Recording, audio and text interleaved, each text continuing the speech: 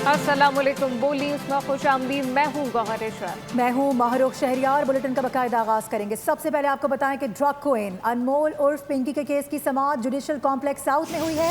मुल्जिमा ने पुलिस पर दबाव डाला कि वीडियो बनाने का इल्जाम लगाया है। पिंकी के वकील ने इस्तदा की कि पुलिस को मजीद रिमांड ना दिया जाए, जिस पर अदालत ने केस का फैसला महफूज कर लिया। अहम समाअत हुई है। अदालत ने केस का फैसला महफूज कर लिया है, जो कि बताया जा रहा है कि अब से कुछ देर बाद सुनाया जाएगा। समाअत के दौरान सिक्योरिटी इंतजामात के साथ बदनज़मी देखी गई। पुलिस एहलकारों ने सहाफ़ियों से बदतमीजी की।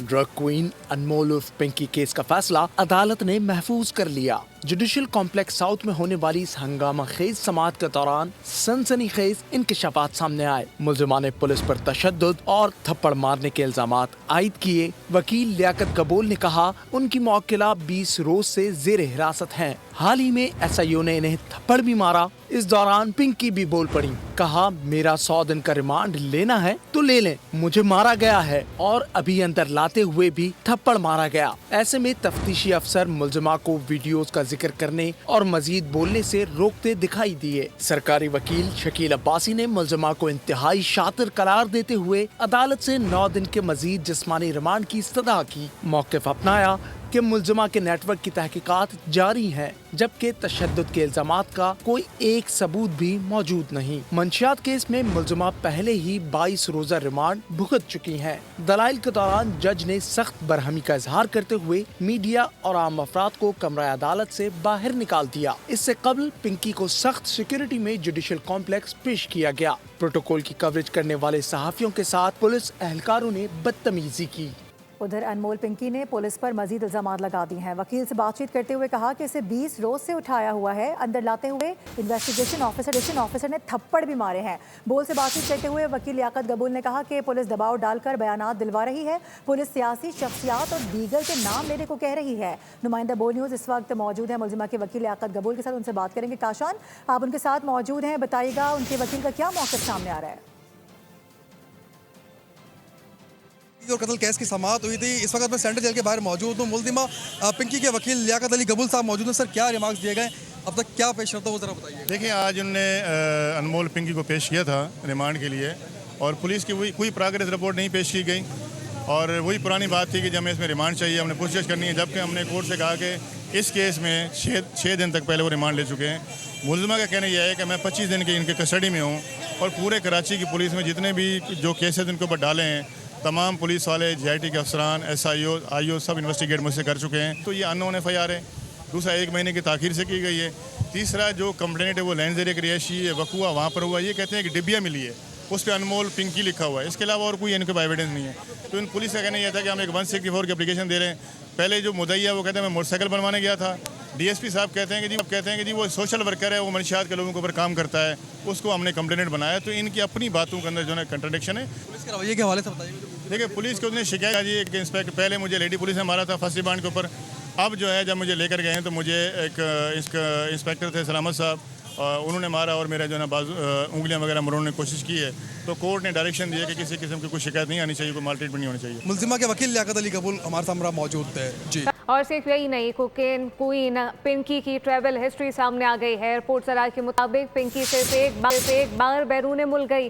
वो 25 दिसंबर 2018 को कराची से बाकू रवाना हुई और 3 माह बाद यकम अप्रैल 2019 को वापस पाकिस्तान पहुंची थी। सराय का बताना है कि पिंकी के दूसरे शौहर साबित इंस्पेक्टर राना अकरम ने 2 मरतबा बाकू का सफ़र किया। पहली मरतबा 12 अक्टूबर 2025 को गया और 19 अक्टूबर को वापस आ गया, जबकि दूसरी बार की बात करें तो 27 दिसंबर 2025 को बाकू दोबारा रवाना हुए और 6 जनवरी 2025 को लाहौर वापस पहुंचा।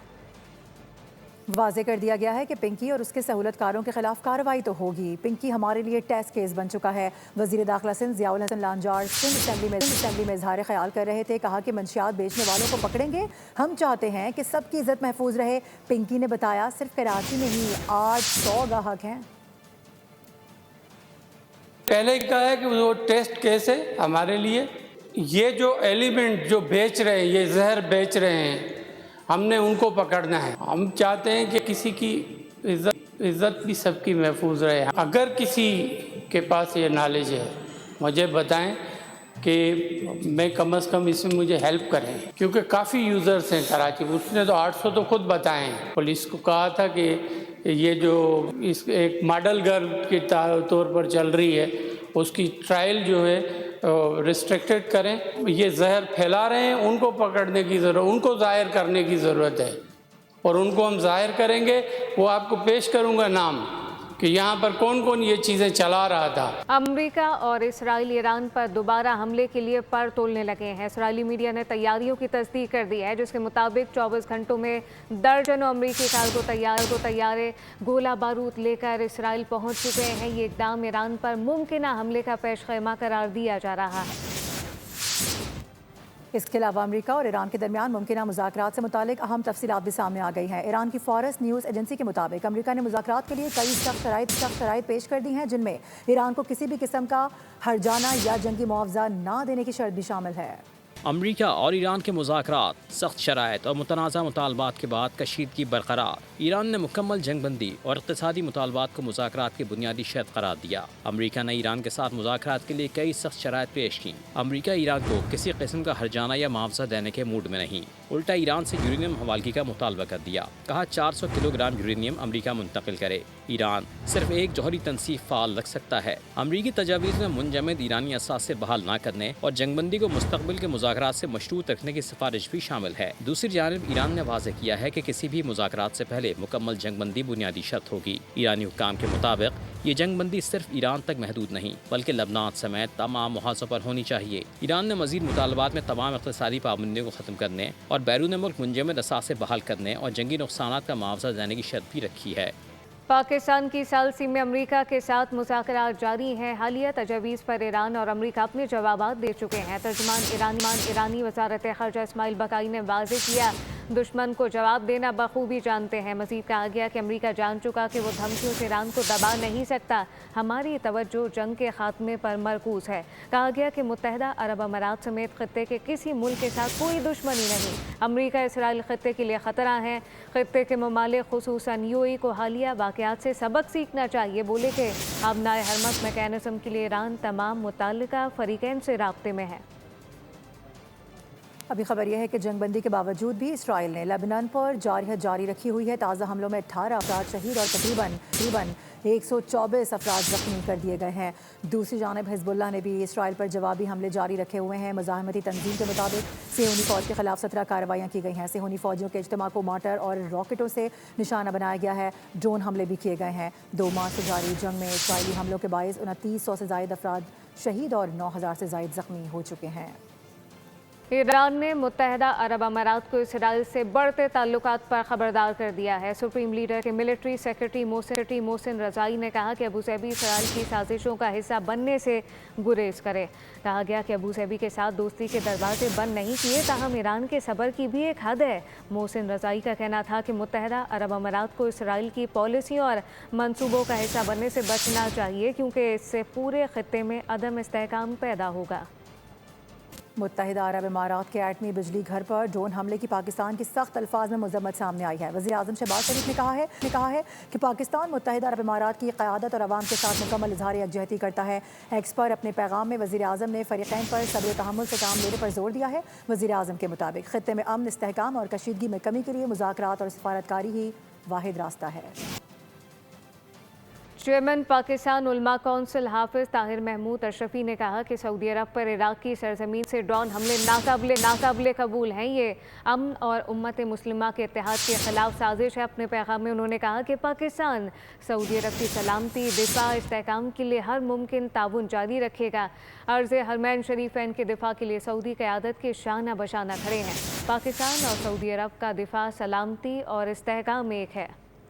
اور اب کچھ بات کریں گے پاکستان کی مشکلات سے متعلق. IMF کی ایک بار پھر سے ڈو مور کی تکرار سامنے آ رہی ہے. FBR سے تمام سیلز ٹیکس چھوٹ ختم کرنے کا مطالبہ کیا جا رہا ہے. آئندہ بجٹ کے لیے IMF اور FBR کے مذاکرات آخری مراحل میں داخل ہو چکے ہیں. عالمی مالیاتی فنڈ کی FBR کا آئندہ مالی سال 15,264 ارب روپے ٹیکس ہدف مقرر کرنے پر اصرار ہے. تمام سیلز ٹیکس استثنا ختم کر کے یکساں ٹیکس نظام نافذ کرنے کی بھی تجویز ہے.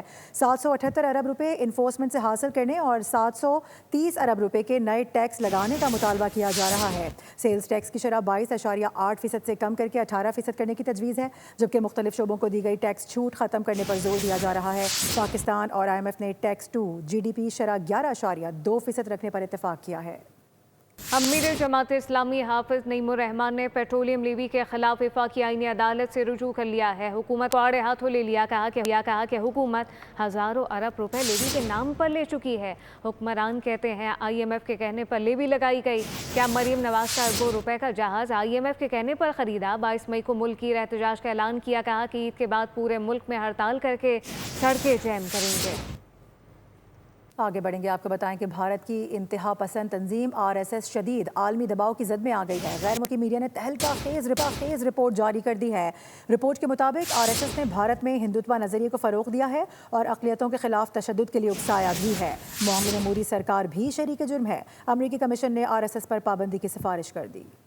RSS की दहशतगर्दी दुनिया पर आया। रॉयटर्स ने इंतहा पसंद तंजीम को बेनकाब किया। अमरीकी कमीशन हरकत में आया, पाबंदी की सिफारिश कर दी। रिपोर्ट के मुताबिक RSS ने हिंदुत्व और अक़लियतों के खिलाफ तशद्दुद के नजरियात को फरोग़ दिया, जिसके बाइस इससे सख्त बैनुल अक़वामी तनक़ीद का सामना है।